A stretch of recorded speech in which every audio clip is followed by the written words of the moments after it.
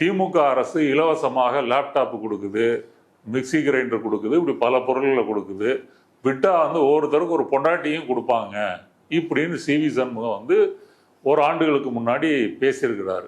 அவர் அதிமுக மாநிலங்களவை எம்பி முன்னாள் நீங்க சொன்னது போல முன்னாள் சட்டத்துறை அமைச்சர் அவரே அப்படி பேசியிருக்கிறாரு. அப்படி பேசினதை அனைத்து இந்திய ஜனநாயக மாதர் சங்கம் தமிழகத்தில் இருக்கக்கூடிய மகளிர் ஆணையத்துக்கு ஒரு புகாரா அதை அளிக்கிறாங்க.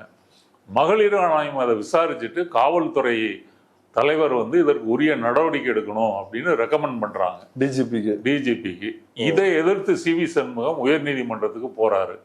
உயர்நீதிமன்றம் இந்த புகார் மனுவில் இருக்கிற உண்மைத்தன்மையை விட்டுட்டு என்ன சொல்றாங்க அப்படின்னா, அவர் இலவசத்தை விமர்சிப்பதற்காகத்தான் அப்படி சொன்னாரே தவிர பாலியல் ரீதியாக பெண்களை கொச்சைப்படுத்த வேண்டும் என்பது அவரின் நோக்கம் அல்ல.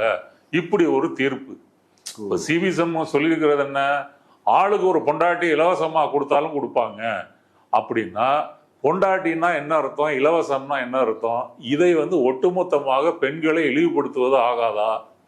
அப்படித்தானே? இப்ப இலவசத்துக்கு வேற ஏதாவது சொல்லுங்க, அதை பெண்களை பாலியல் ரீதியா அப்படி சொல்லணும் அப்படின்னு சொன்னா, கெட்ட வார்த்தைகள்னு பொதுவா எல்லா மொழியிலும் எடுத்துக்கிட்டீங்கனாலே அது இந்த ஆணாதிக்க சமூக உலகில் அது பெண்கள் சார்ந்துதான் இருக்கும், எந்த கெட்ட வார்த்தையாக இருந்தாலும்.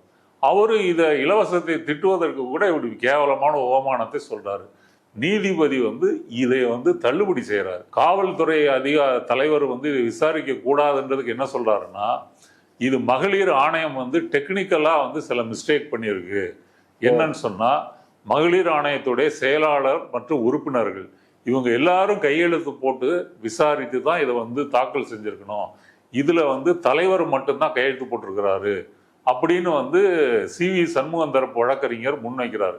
அந்த வாதத்தை ஏற்றுக்கொண்டு டெக்னிக்கல் கிரவுண்ட்ல இந்த வழக்கை தள்ளுபடி செய்யறாரு ஜெகதீஷ் சந்திரா.